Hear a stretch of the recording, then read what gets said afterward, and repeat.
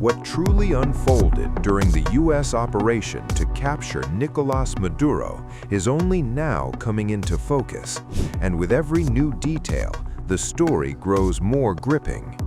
In a sequence that feels ripped from a thrilling Netflix documentary, Trump administration officials briefed U.S. lawmakers on a tense escape.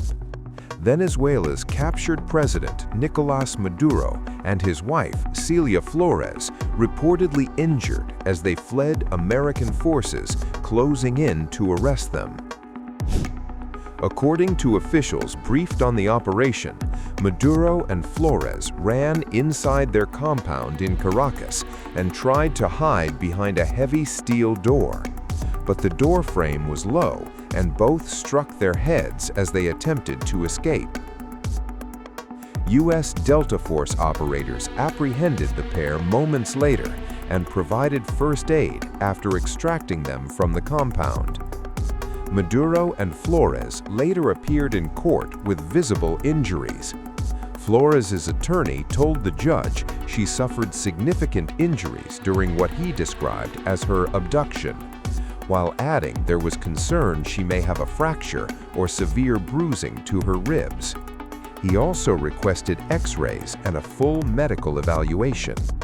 Reporters inside the courtroom said Flores appeared unsteady, while Maduro struggled at times to sit and stand. Courtroom sketches showed Flores wearing bandages on her head. However, officials who briefed lawmakers described Flores' head injury as minor. The operation itself was not without cost for U.S. forces. Administration officials said some Delta Force operators were injured during a large firefight with a Cuban quick reaction force stationed near Maduro's compound. The troops were hit by bullets and shrapnel, but their injuries were not life-threatening, and they are expected to recover fully. War Secretary Pete Hegseth said nearly 100 U.S. personnel were on the ground in Caracas during the operation. U.S. officials did not provide a clear estimate of how many Venezuelans or Cubans were killed. However, Cuba's government claimed that 32 of its military and police officers died. Trump's deputy chief of staff, Stephen Miller, said the number was likely higher, describing the clash as a raging gunfire battle. Miller added that the majority of casualties were suffered by Cuban forces guarding Maduro. Stephen, you were part of that group, the select group that the president said is his staff that is running Venezuela. What exactly are your day-to-day responsibilities? The President of the United States has asked Secretary Rubio, who also happens to be his national security advisor, to directly, of course, under the president's close guidance and direction, to be the lead on this process. But obviously, there's many other elements involved. You have energy policy, treasury policy, financial policy, military policy. So it's a big team, a group of people. Everybody's working great and closely together, again, under President Trump's leadership. What are you specifically doing? What are you specifically doing? I make a habit of trying not to talk too much about myself. I'm just happy to serve on this incredible team on behalf of President Trump, do whatever I can to support the president's agenda and direction. Stephen, you just reiterated, as the president did, that the United States is now in charge of Venezuela, is running Venezuela. We know that just hours ago, a new leader was sworn in temporarily. So how exactly is this working? Is she consulting with the president? Well, I don't want to get. It's a good question. I don't want to get too much into details on that. But look, we have an oil embargo in Venezuela. For them to do any kind of commerce, they need our permission. We have our massive fleet, our armada, still present there. This is an active and ongoing U.S. government and military operation. And so, of course, we set the terms and conditions. One last question. Stephen, when you're talking, all of us are asking you about how the United States is running the country. Will the U.S. or does the U.S. plan to send additional personnel, military or otherwise, into the country to do that? Well, remember, right now, the government of Venezuela is working directly and cooperatively with the United States. So that's not what it sounds like when you listen to the acting president. Well, I don't know what conversations you're having with her. Maybe I should be asking you, but I'm telling you that our conversations are that we are very much getting full, complete, and total cooperation from the government of Venezuela. And as a result of that cooperation, the people of Venezuela are going to become richer than they ever have before. And of course, the United States is going to benefit from this massively in terms of economic security and military cooperation, counter-narcotics, counter-terrorism, and every other dimension of our security. This is what President Trump achieved with this brilliant, decisive military operation in Venezuela these last several months, culminating, of course, in the assault force that captured Maduro, is one of the greatest strategic shifts, rebalancing of power, and military victories that have happened in the history of our country.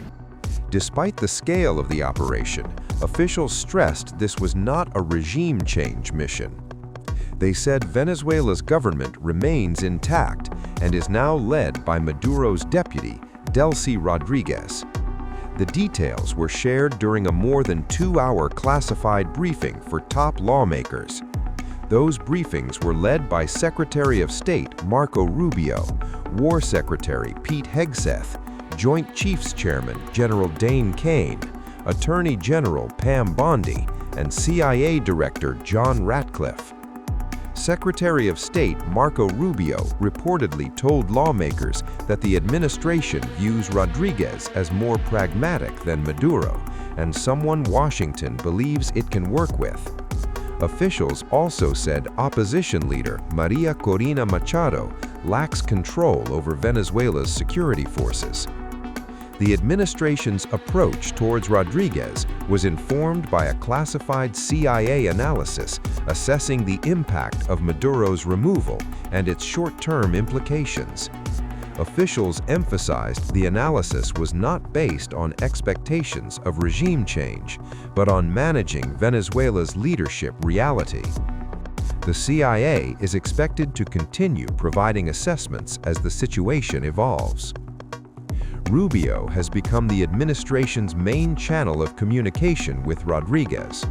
President Trump said Rubio speaks to Rodríguez fluently in Spanish and described their relationship as strong. U.S. officials say they have been in contact for months with both Delcy Rodríguez and her brother, Jorge Rodríguez, the head of Venezuela's National Assembly.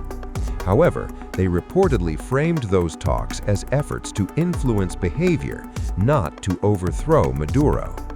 Rodríguez also wears another powerful mantle as Venezuela's oil minister, and U.S. officials believe she could become a pivotal figure in any future rebuilding of the nation's shattered oil infrastructure.